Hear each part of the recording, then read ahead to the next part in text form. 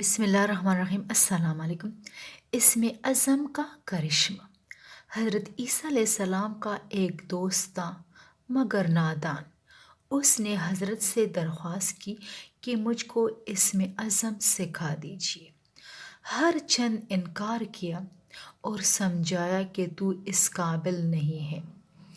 اس نے نہ مانا اور نہایت اصرار کیا، ناچار بتا دیا اور امتحان بھی کرا دیا، لیکن منع فرمایا کہ آئندہ تو اس کو کام میں نہ لانا ورنہ اچھا نہیں ہوگا۔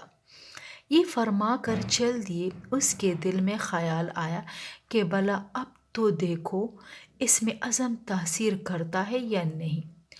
کچھ ہڈیاں اسے نظر آئی، اس پر اسم اعظم پڑھا، فوراً ایک شیر خونخوار زندہ ہو کر غرایا اور اس کو پاڑ کر کھایا۔